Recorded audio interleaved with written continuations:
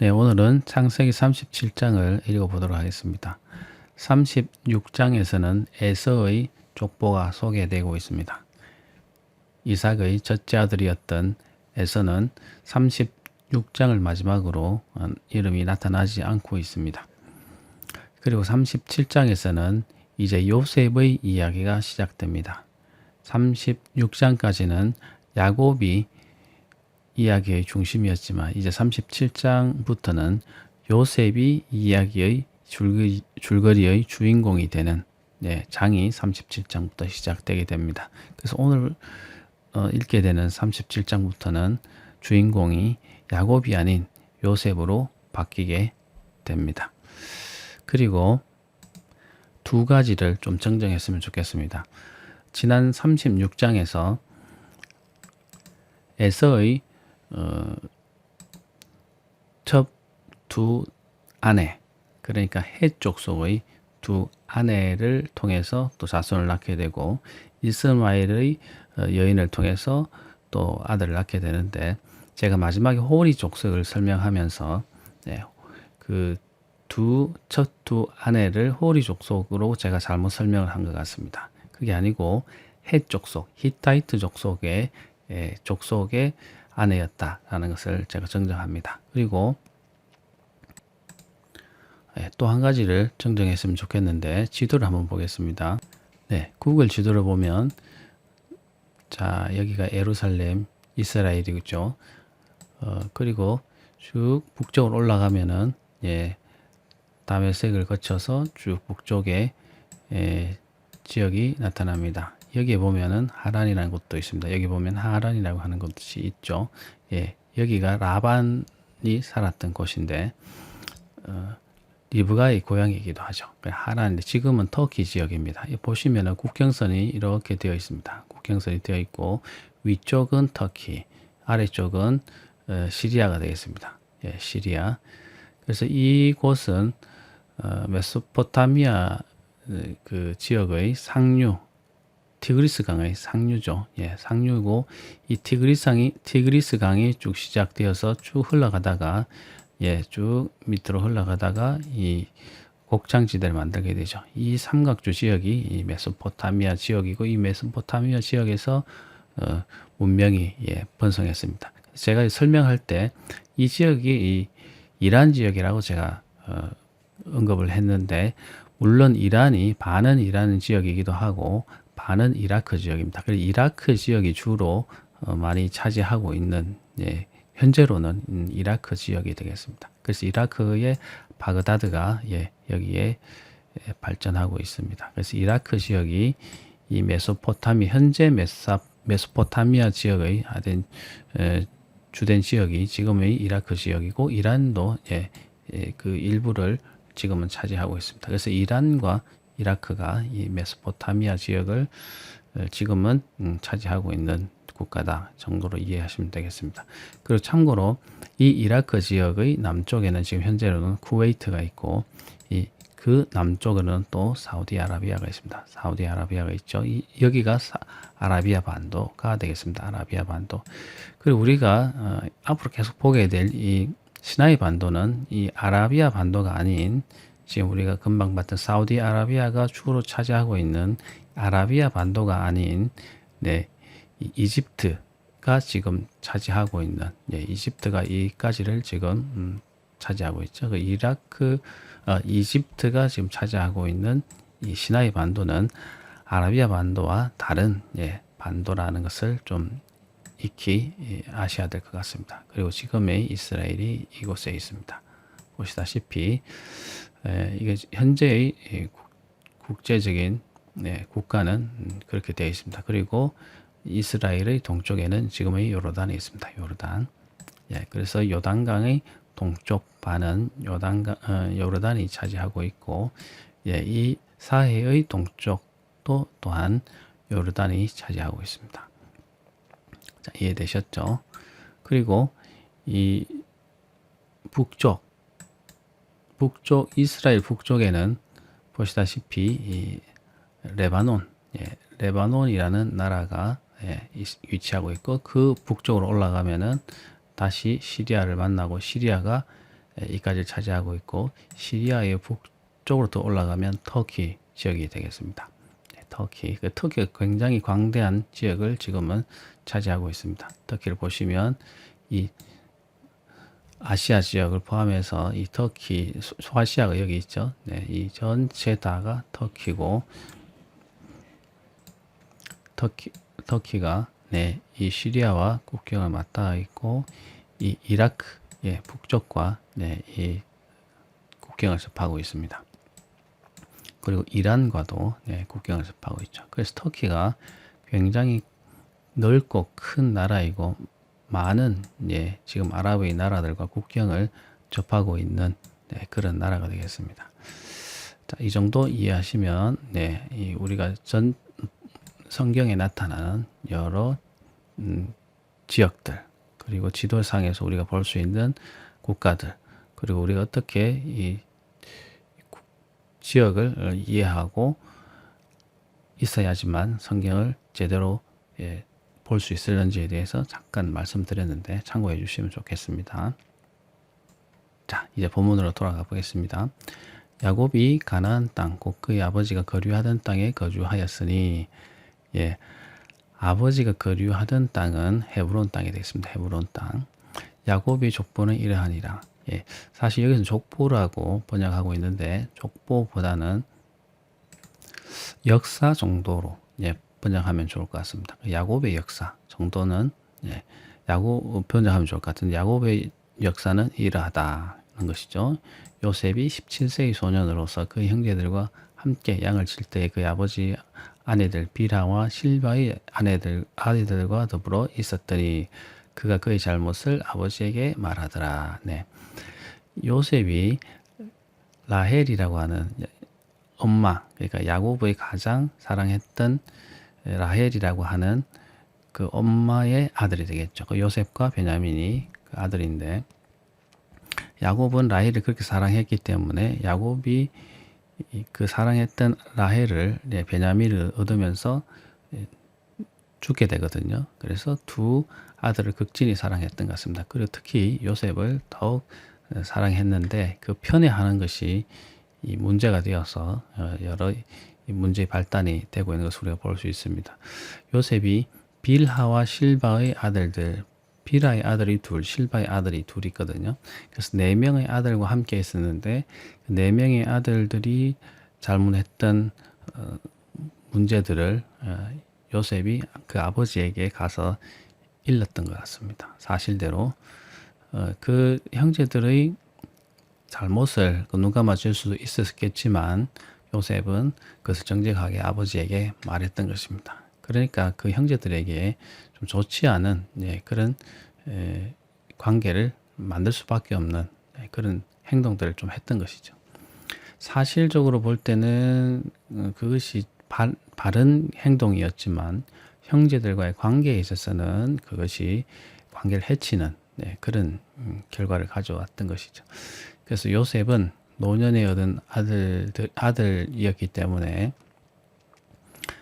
이스라엘은 야곱을 말하는 거죠. 야곱이 여러 형제들보다 그를 더 사랑함으로 그를 위하여 채색 옷을 지었더니 채색 옷이라는 것은 아주 귀한 사람들만 입는 눈에 띄는 그런 옷을 말합니다. 그래서 그런 옷을 아주 사랑하는 아들이었던 요셉에게 야곱이 옷을 지어줘서 또 귀한 그런 대접을 해줬다는 것이죠. 편애를 했다는 것입니다.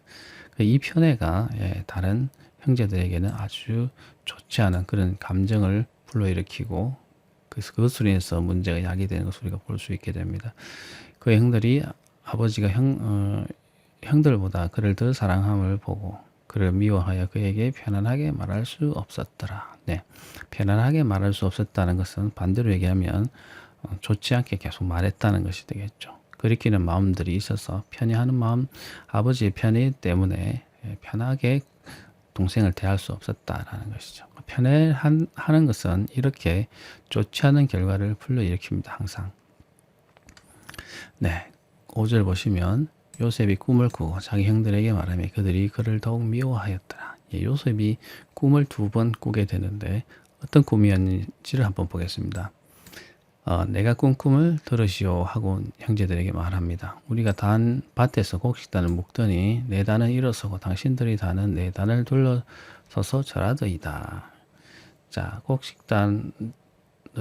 단들이 있었는데 밭에서 일하고 있을 때 내 곡식단을 향해서 다른 형제들이 곡식단이 나를 둘러서서 절하더라 하는 그런 꿈을 말하게 됩니다.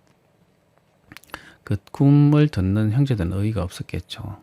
그의 형들이 그에게 이르되 내가 참으로 우리의 왕이 되겠느냐, 참으로 우리를 다스리게 되겠느냐 하고 그의 꿈과 그의 말로 말미암아 그를 더욱 미워하더니, 첫째는 그의 아버지의 편애로 인해서 요셉을 더욱 미워했지만 또 이렇게 꿈으로서 그들을 이렇게 천대하는 그런 느낌을 주었기 때문에 그 형제들은 더욱 요셉을 미워하게 되는 거죠. 요셉이 다시 꿈을 꾸고 그의 형들에게 말하여 이르되 내가 또 꿈을 꾼적 해와 달과 11별이 내게 절하다이다. 자, 또 꿈을 꾸었는데 해와 달과 별, 해는 아무래도 아버지를 말할 것이고 달은 어머니를 말하고 11별은 형제들을 말하는 것 같습니다. 그런 이 천체가 자기 별을 향해서, 자기를 향해서 절하더라 하는 것이죠. 그래서 그가 그의 꿈을 아버지와 형들에게 말하매 아버지가 그를 꾸짖고 그에게 이르되 내가 꾼 꿈이 무엇이냐, 나와 내 어머니와 내 형들이 참으로 가서 땅에 엎드려 내게 절하겠느냐. 그의 형들이 시기하되 그의 아버지는 그 말을 간직해 두었더라. 네, 그런 두 번째 꿈을 접하게 된 야곱은 요셉을 책망하죠. 네, 과연 그런 꿈대로 이루어지겠는가 하면서 책망하지만, 그러나 그 아버지는 그 요셉의 꿈을 속에 간직하고 마음속에 두었다는 것이죠. 그것이 하나님의 음성일 수도 있겠다, 하나님의 뜻일 수도 있겠다고 생각해서 야곱은 요셉의 그 꿈을 기억하고 있었다라는 것입니다. 왜냐하면 그도 하나님의 그런 선택하심에 의해서 선택받았기 때문에 그런 꿈들을 예사롭게 생각하지 않았을 가능성이 있습니다. 그래서 두 번의 꿈으로 인해서 그 형제들과 그 아버지로부터 책망을 받지만, 요셉은 자기가 그 꿈을 왜 꾸었는지 잘 몰랐지만 하나님께서 그 꿈을 꾸게 하신 그런 이유가 있었습니다. 왜냐하면 요셉을 통해서 그 큰 민족을 일으키게 되는 계기를 마련하시기 위해서 요셉을 사용하셔야 됐기 때문에 미리 요셉에게 그런 꿈을 주셨다고 우리가 볼 수 있습니다. 자, 두 번의 꿈 이야기가 앞에 나오게 되는데, 자, 또 다른 사건이 이어집니다. 그의 형들이 세겜에 가서 아버지의 양떼를 칠 때에 이스라엘이 요셉에게 이르되 내 형들이 세겜에서 양을 치지 아니하느냐, 너를 그들에게로 보내리라. 요셉이 아버지에게 대답하되 내가 그리하겠나이다. 자, 요셉을 제외한 그 형제들이 세겜에 가서 아버지의 양떼를 치고 있었습니다. 세겜이 어딘지 아시죠? 세겜이 그 북쪽에 있는, 헤브론이 저 북쪽에 있는데 80km 정도, 직선거리는 한 80km 정도 떨어져 있고, 그 길로 가면 한 100km 정도 되겠죠. 그곳에 가서 멀리 가서 양떼를 먹이고 있었습니다. 그때 야곱이 그 아들들이 거기 가서 양떼를 칠 때 굉장히 조금 두려운 마음이 있었을 것 같습니다. 왜냐하면 세겜에서 디나의 일로 그 세겜 사람들을 다 쳐서 죽이는 그런 일들을 했기 때문에 혹시라도 세겜에서 그 아들들이 해함을 받지 않을까 하는 그런 약간 두려움이 있었을 가능성이 있습니다. 그래서 야곱이 요셉에게 그 형들이 잘 그곳에서 양떼를 치고 있는지를 한번 가서 보고 오라고 시켰습니다. 그때 요셉이 그렇게 하겠다고 대답했죠.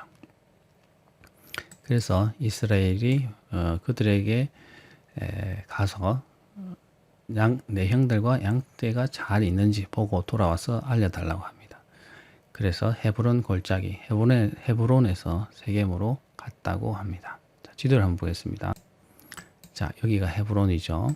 예, 여기가 헤브론이고 쭉 북쪽 올라가면 예루살렘이 있고 조금 더 올라가면 베델이 있습니다. 루스라고 하는 베델이 있고 조금 더 올라가면 세겜이 있습니다. 자, 구글 지도를 한번 보겠습니다. 자, 다시 보시면 예, 예루살렘 북쪽으로 조금 올라가면 예, 나블러스라고 하는 이곳이 바로 세겜이 되겠습니다. 세겜. 예, 이곳에 이제 그 형들이 가서 양떼를 치고 있었기 때문에 야곱이 보내게 됩니다. 어떤 사람이 이제 그곳에 갔는데 어떤 사람이 그를 만나 그가 들에서 방황하는지라 그 사람이 그에게 물어 이르되 내가 무엇을 찾느냐. 예, 요셉이 그곳에 갔을 때 그 형제를 찾았는데 그곳에 있어야 했던 형제들이 없으니까 여기저기 찾고 다녔던 것 같습니다. 그래서 어떤 사람이 요셉을 볼 때 양떼 같은 예, 가축을 잃어버리는가 싶어서 무엇을 찾는지를 물었던 것 같습니다. 그때 이제 요셉이 대답하죠. 내 형들을 찾는데 어디에서 치고 있는지는 몰라서 제가 헤매고 있으니 그들이 양치는 곳을 알고 있으면 좀 알려달라고 합니다. 그 사람이 이르되 그들이 여기서 떠났느니라 내가 그들의 말을 들으니 도단으로 가자 하더라 하니라. 요셉이 그의 형들의 뒤를 따라 도단에서 그들을 만나니라. 예, 그 사람이 그 사람들은 도단이라는 곳으로 갔다고 말해주죠. 그러니까 요셉이 도단으로 쫓아가서 그들을 만나게 됩니다. 자, 도단이 어딘지 한번 보겠습니다. 네, 도단은 세겜에서 예, 북쪽으로 조금 가면은 예, 있는 조그마한 언덕입니다. 자, 구글 지도를 한번 다시 보겠습니다. 자, 보시면 예, 세겜이죠. 세겜에서 쭉 서쪽으로 가게 되면은 네, 나중에 여기가 사마리아가 됩니다. 사마리아 성이 여기 생기게 되는데 여기서 또 조금 북쪽으로 올라가게 되면은 이 길이 이렇게 쭉쭉쭉 연결되다가 여기 보면은 두 개 조금 구릉이 있죠. 예, 여기가 도단이 되겠습니다. 도단.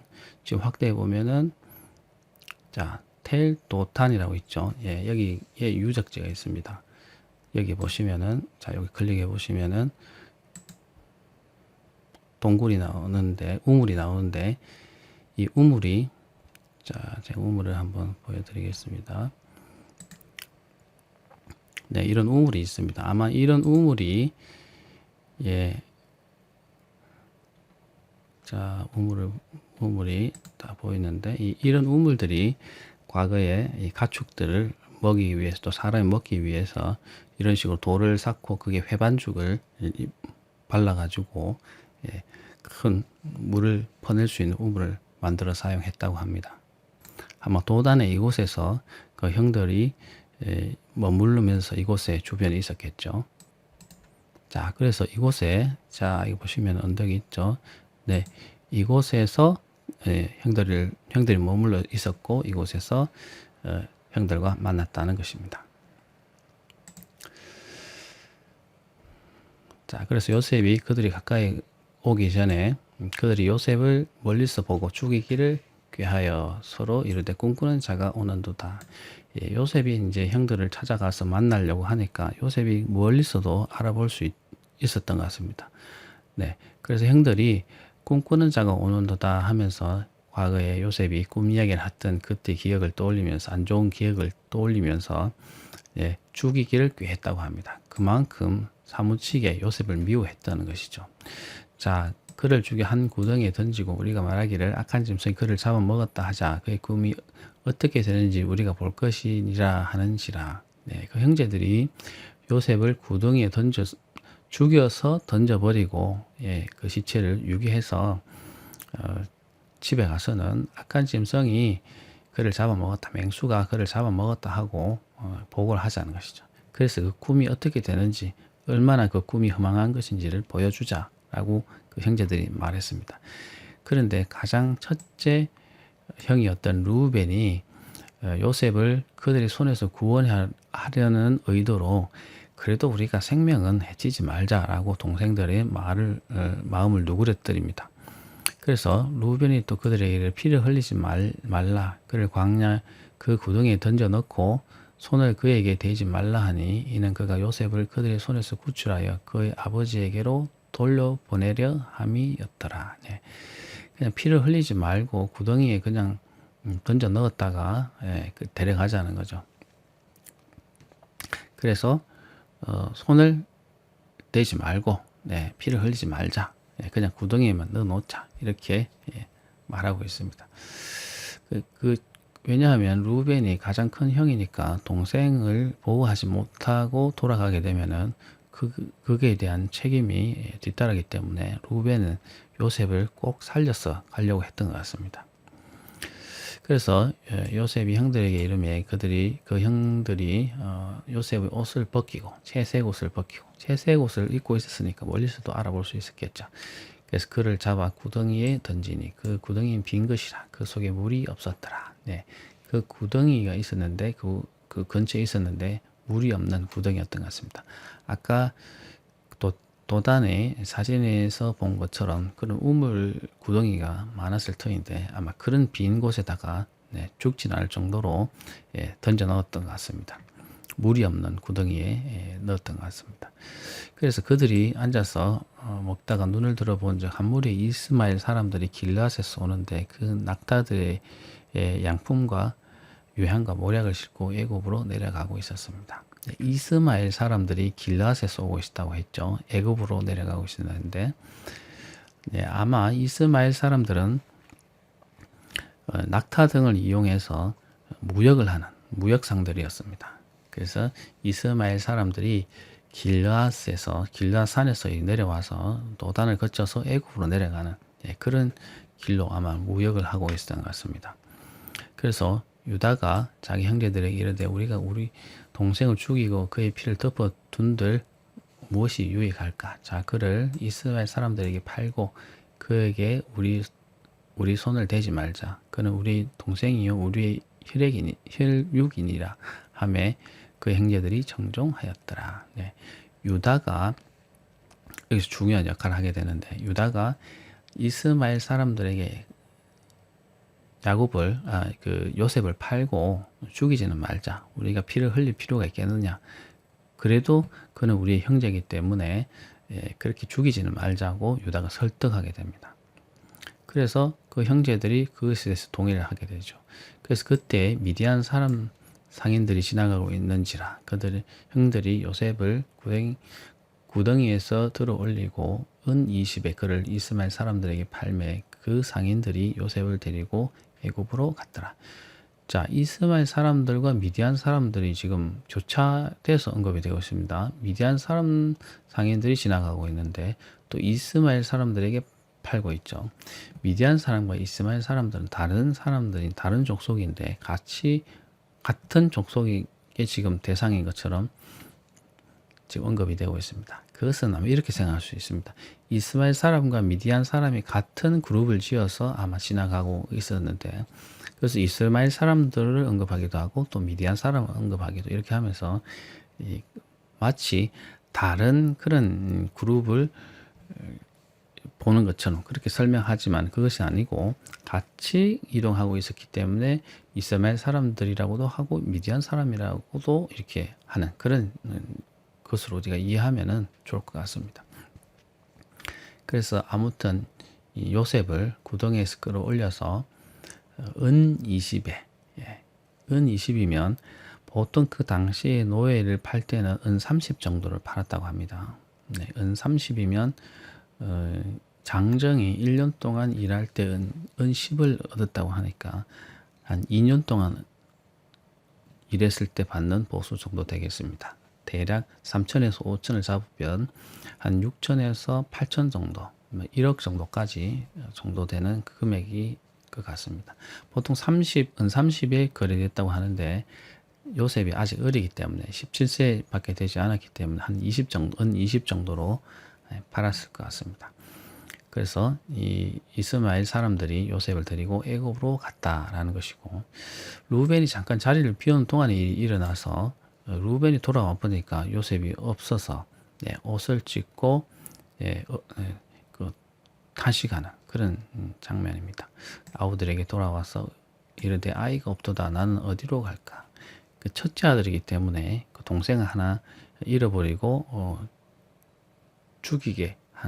죽는 상황에까지 자기가 책임을 자기 막지 못한 것에 대해서 책임을 통감하면서 자기가 그 어떻게 그 아버지를 볼 면목으로 돌아갈까 하는 그런 마음으로 이런 말을 했던 것 같습니다. 그래서 그들이 요셉의 옷을 가져다가 순념소를 죽여 그 옷을 피에 적시고 채색 옷을 보내어 그의 아버지에게로 가지고 가서 이르기를 우리가 이것을 발견하였으니 아버지 아들이 오신가 보소서 하며 아버지가 그것을 알아보고 이르되 내 아들의 옷이라 악한 짐승이 그를 잡아 먹었도다.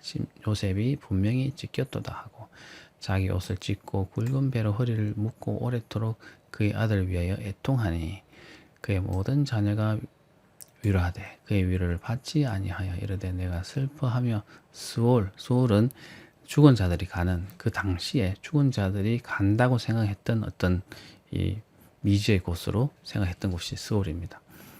지옥 정도로 우리는 볼 수 있는데 아무튼 죽은 자들이 그곳에 내려가서 지낸다. 영원토록 지낸다고 생각했던 곳이 스올인데 그 스올로 내려가 아들에게로 가리라 하고 그의 아버지가 그를 위하여 울었더라. 네. 야곱이 얼마나 슬퍼했는지를 여기서 볼 수 있습니다. 그 아들들이 와서 위로하였지만 그 위로를 받지 않고 슬퍼하는 그런 장면을 보고 있습니다. 그런데 36절에서는 미디안 사람들은 그를 애굽에서 바로의 신하 친위대장 보디발에게 팔았더라는 것으로 36장이 마치고 있습니다. 보디발에게 팔려서 이 요셉은 총리가 되는 데까지 이르게 됩니다. 그 이야기는 38장에서 이어질 것이지만 아무튼 이 37장의 이야기는 슬픈 이야기죠. 형제들이 그 형제를 팔아서 보지 않으려고 하는 죽인 거나 마찬가지 사건이 여기서 일어나고 있죠.